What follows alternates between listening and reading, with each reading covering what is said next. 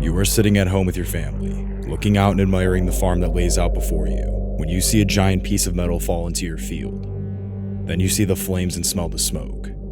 You hop into your truck and speed over to the crash, where you see burnt pieces of a plane and burned up corpses and plane seats planted into the ground. You stand in fear and terror at the sight of destruction before you. Was it an accident? Did the plane malfunction? Was it premeditated? But who could possibly decide to cause this much pain? This large of a calamity? On January 23, 1932, in Denver, Colorado, John Gilbert Graham was born to William Graham, a mining engineer, and his wife, Daisie Graham. Nicknamed Jack by his mother, he was born as Daisie's second child and William's first child. He grew up during the Great Depression and endured many hardships. When he was just 18 months old, his mom and dad separated, and at 5 years old, his father died from pneumonia. To afford to raise her children, Daisie was able to find work that allowed them to scrape by. But she couldn't care for her children and work simultaneously, so she left Jack and his half-sister, Helen, with their grandmother. When Jack's grandmother passed, Daisie had to make a decision. Leave her job, keep her children with her, and starve, or send them away so they could all survive. So, the decision was made, and Jack was sent to Clayton College for Boys in Denver, an orphanage for destitute white male orphan children born to respectable families. Daisie remarried later in 1941 to Earl King, a financially successful rancher. He died shortly after their marriage, leaving his inheritance to Daisie, who became a successful businesswoman. But even with her newfound finances and success, Daisie never showed up at the orphanage for Jack. That's not to say that Jack never saw his mother again. He was welcomed to the ranch during holidays and vacations and would continuously try to escape from the orphanage to be reunited with his mom. But the door to the farm was never permanently opened to him. He was returned to the orphanage every time. When he was 13, he stayed with his stepfather's neighbors for a couple of months, but for unknown reasons, he was returned to the orphanage again. Jack Graham had yet to find his home. He felt no one wanted him. He was convinced his mother didn't love him, and he was destined to be forever alone. After finishing his freshman year in high school, Jack decided to enlist in the Coast Guard, where he served for less than a year. But since he was only 16 years old and hadn't yet received his diploma, he had to lie about his age to get in. During his time with the Coast Guard, he went missing for 63 days. Tired of taking orders and answering higher-ups, he decided to live with no regrets by partying and drinking. He didn't feel sorry for his decisions, but didn't want to be dishonorably discharged. At 19, he worked as a payroll clerk, stealing blank checks and forging the company's owner's signature.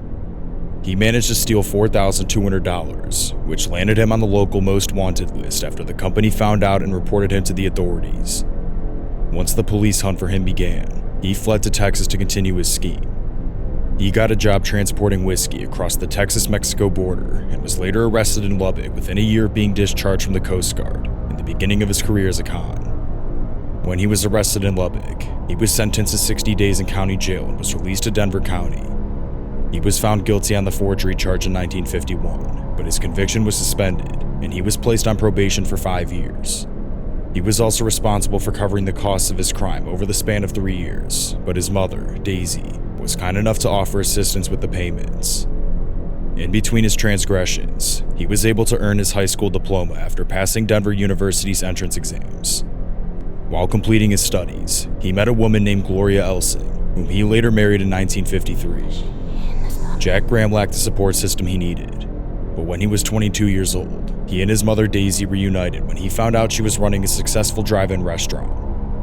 In the spring of 1955, they opened up a restaurant named Crown Drive-In, and Daisie gave Jack the critical task of managing it.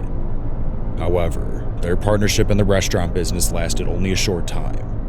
They constantly fought over how the restaurant should be managed, Jack with a more direct approach and Daisie with a more laid-back perspective. But shortly after the restaurant opened in September 1955, an explosion occurred, nearly destroying the building. The authorities and Daisie believed the explosion had been caused by a disconnected gas line. Little did they know that this was the start of Jack's destructive behavior in attempting to get what he wanted. He admitted later that he caused the explosion to award him damages through insurance. Jack never reopened the restaurant, but instead pocketed the insurance money. He then moved on to being a mechanic full-time. One morning, a couple months later, Jack began skimming through the newspaper and his eyes landed on a story about a United plane crash over mountains in Wyoming the week prior. The impact had killed 66 people on board, but the cause was still unsolved.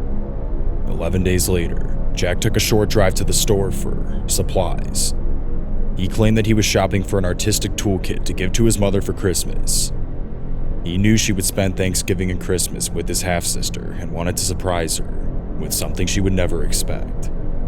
On the day he was scheduled to visit her, he carried over a gift wrapped in red and green paper and a card wishing happy holidays. Jack offered to fetch her suitcase from the basement while his mother decided what to pack. When he found her suitcase, he placed the gift in her bag. The gift consisted of 25 sticks of dynamite, 2 primer caps, a timer, and a 6-volt battery. While his mother was getting more eager to see his sister, he was building a bomb that she would carry onto the plane to Alaska. When her clothes had been packed away and she was set for the airport, Jack drove Daisie to the airport with his wife and 20-month-old son, Alan. As a kind gesture, he offered to park the car in the lot and carry in his mother's luggage. He put the car in park, walked to the trunk of the car to open the suitcase, and set the timer on the bomb. He then walked to the terminal, lugging the heavy suitcase behind him. When he met up with his family, he placed the luggage on the scale and found it so heavy that they were charged for nearly $30 for a baggage surcharge. His mother was concerned and confused at the additional cost for her luggage, mentally checking off what she had packed away. She insisted she could go through the suitcase and remove unnecessary items, but Jack convinced her that everything she had packed was indispensable to her trip to Alaska. While walking towards the gate, Jack excused himself to use the restroom and encouraged his family to continue.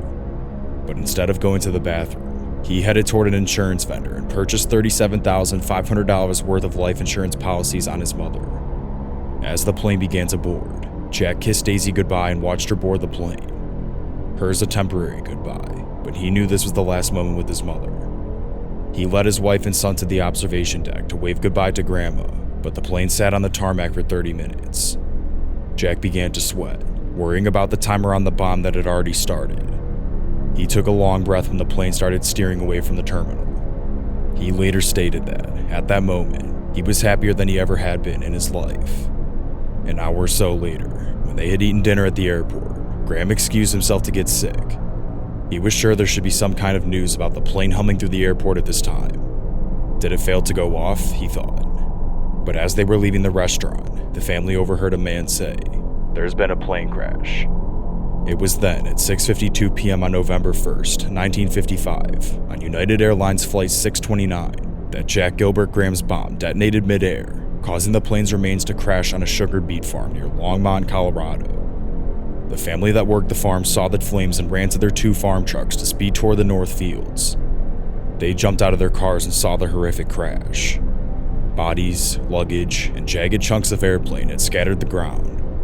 They saw people still strapped to their seats, some being struck 6 to 8 inches deep in the ground, making indentations so deep that nothing was able to grow in those spots for years after. One of the bodies, body number 38, was later identified as Daisie King. In total, 44 people, including 1 infant, were killed in the plane crash of United Airlines Flight 629. The severity of the crash and confusion as to how it happened influenced the involvement of the FBI in solving the case. When the FBI, local police, and investigators arrived at the scene, they initially believed the explosion resulted from a mechanical malfunction. But as the wreckage was examined more closely, the officials noticed a strong smell of dynamite and determined that the explosion had been premeditated. They investigated approximately 200 individual occupants of a 140 square mile radius that surrounded the scene of the crash. Materials from the crash were recovered and gathered in and around the site. Most of the recovered wreckage, including baggage, cargo, and personal effects, was taken to a large warehouse in Stapleton Airport and placed under guard.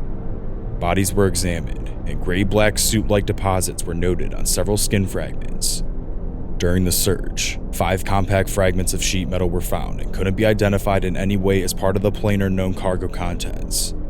The fragments were severely burned and scarred, coated with the soot-like deposit, typically associated with an explosion residue. One of the fragments was red in color and bore the letters HO. After extensive research, it was found that the letters identified the fragment as a 6-volt battery. The fragments and pieces of wreckage recovered were taken to the FBI lab, where they were closely examined. The study of these deposits led to the discovery that sodium carbonate, nitrate, and sulfur elements were covering the pieces. These elements are commonly found in dynamite. As the investigation continued, efforts were pursued to conduct background checks on each of the 44 victims to confirm whether or not any may have had a motive to commit murder. During the search, Daisie's king son was found to be highly suspicious. Jack became a key suspect, given his past with his mother and the crimes that he had committed. But what the authorities found especially interesting was the fact that Jack had taken out 3 insurance policies on Daisie, a mere couple of hours before the plane's explosion. With the information they'd gathered, the FBI called Jack and his wife to their offices, where the couple gave conflicting statements. Jack told them he had not purchased a Christmas gift for his mother, but Gloria, Jack's wife, claimed that she saw Jack on the day of the crash carrying a package with Christmas wrapping into his mother's house. When the discrepancies came to light, the FBI agents obtained a signed statement from Gloria, and Jack became their top suspect.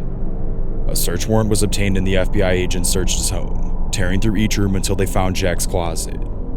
They found a small roll of copper wire with yellow insulation in one pocket of one of his work shirts. They also found the insurance policies Jack had purchased at the airport, hidden deep in a small cedar chest in one of the bedrooms. It didn't take long for the FBI to get Jack to confess. The agents interrogated him, providing the evidence they'd found in his home. Shortly after they began talking, Jack admitted to causing the explosion at the drive-in that his mother and he managed. The agents latched onto his admission and eventually got him to admit guilt for the plane crash and the specifics of the bomb he had created. On November 17th, a little over 2 weeks after the crash, Jack Gilbert Graham signed a confession of his guilt and was charged for the murder of his mother. His arraignment was in Denver District County a month later, and he pleaded innocent by reason of insanity. He was examined by 4 psychiatrists in the Colorado Psychiatric Hospital, who concluded that he was not insane, but a functioning individual. He was then returned to the Denver County Jail to await his trial. Jack was considered the model prisoner and spent his days in jail quietly reading and chatting with the guards. One night, a deputy sheriff was walking past Graham's cell when he was alerted by the sound of heavy breathing. He had socks twisted lightly around his neck with a piece of rolled cardboard used as leverage. The guard unlocked the cell and ran to Jack's side, quickly loosening the materials and immediately called the doctor. Jack was given sedatives, placed in a straitjacket, and slept through the night. The next day, he was returned to the psychiatric ward at the Colorado General Hospital, where 4 guards were posted as Jack lay strapped to his bed. He was placed under 24-hour surveillance. He spoke openly to the doctors and staff about himself and his crimes. A doctor once asked him how he felt about the crimes he committed, and Jack told them that the number of people to be killed had no difference to me. It could have been 1,000. When their time comes, there is nothing they can do about it. Jack shared that he felt no grief because he lacked the guidance of a conscience. On April 16, 1956, the televised trial proved Jack's guilt in greater detail. The evidence was presented by the defense and prosecution, and no more than an hour later, the jury came to the verdict of guilty for first-degree murder. Jack Gilbert Graham was sentenced to death. In January, a year later, Jack was taken to the Colorado State Penitentiary gas chamber. His arms, legs, and torso were tightly strapped in place. His breathing was quick and panicked, but he stayed silent. The guards exited the chamber, shut the door tight, and released the deadly hydrocyanic gas. The guards heard Jack screaming and flailing through the shut door, but within seconds, all fell silent. Jack collapsed and choked to death. He was pronounced dead at 8:08 p.m. at the age of 24. His wife, Gloria, received a $10,000 insurance policy after Jack passed. Hi everyone, thank you for watching Evil Persons, Jack Gilbert Graham. If you enjoyed this video, please like, comment, and subscribe. If you want to see more content like this, please watch our last video in the series, Evil Persons, Peter Tobin.